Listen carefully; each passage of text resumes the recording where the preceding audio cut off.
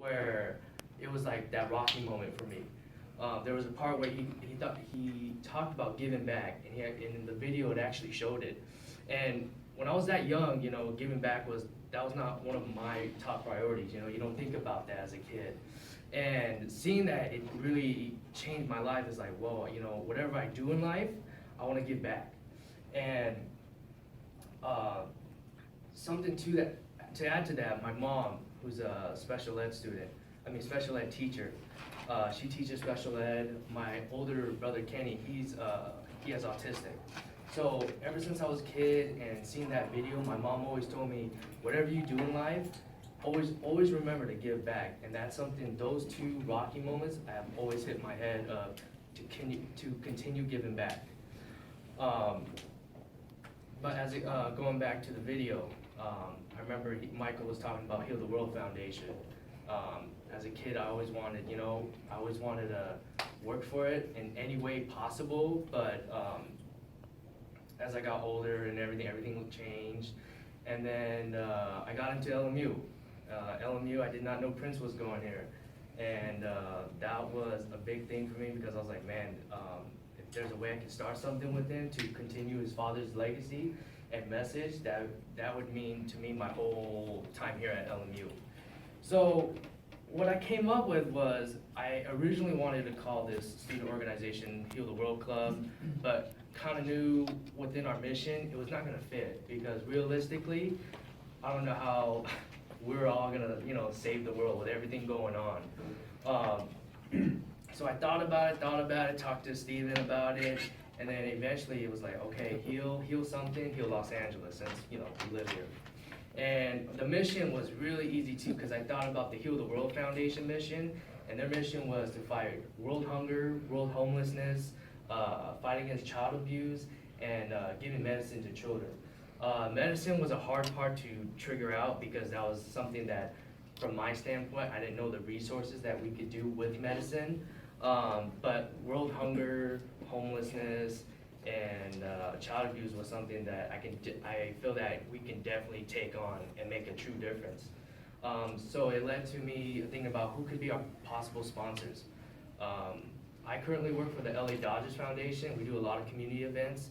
My good buddy, he introduced me to his girlfriend that works at the Rays Foundation. And I'm not his girlfriend, I'm a little too old. She was telling me all the great stuff that the Rays Foundation does, and I was like, man, I gotta have them on board. Called, made a connection with Carrie, and that was one hit. Then I reached out to Habitat for Humanity, because I knew they do a lot of projects, but from what I've seen is they build a lot of homes. And so I reached out to this lady named Joanne, and she was very interested in what we're trying to do here, and they were on board. And then last one was, of course, the hunger part, which was the LA Regional Food Bank. And they were more than excited then to hop on our mission.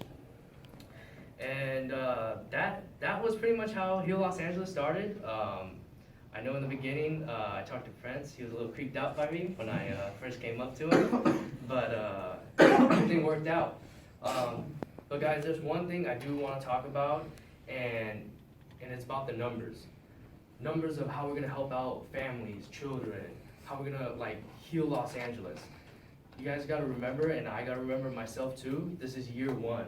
If you take a look around this room, I say it's a good amount of people, but of course I want more people to help out with our mission, with our statement, and it's everything going wrong around this world, from Florida to the Texas shooting, from across the world.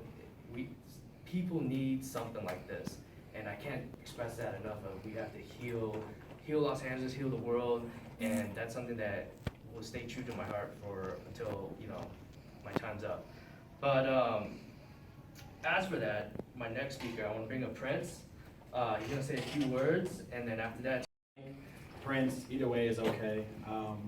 It's interesting that John says, that it's not about the numbers, because this is the first stepping stone, but it's also very important to, remember that my dad was just one man, and he inspired millions to help the world and change the world and make it a better place. Ever since I can remember, when I was little, my dad had always inspired us to be help the community and give back to the community. That means he would donate money. He's in the Guinness Book of Records for the largest amount of charity donated to any one organization, and he's done it to many. He's told us we would go to hospitals and we would help kids. We would hang out with kids, play with them, sick kids who need bone marrow transplants, who have leukemia, and who otherwise can't interact with the common world.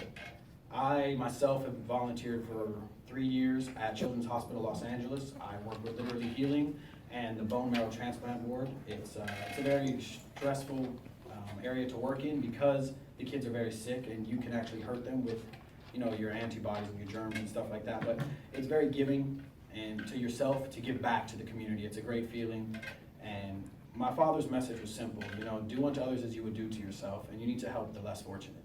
I think what John decided to do here is a very great message, and even though it's not that many of us in this room, all of us can change multiple students in this institution and then change multiple people around the world. And even as it's just been me and John really headlining this, so far as I know, we've gotten interest in other schools about starting clubs over there, such as USC, Pepperdine, and I think it's a very good place to start. Even though this is our first year, I think we can start very strong by helping different people and pulling together as many resources as possible, because in the end it is important to help your fellow man.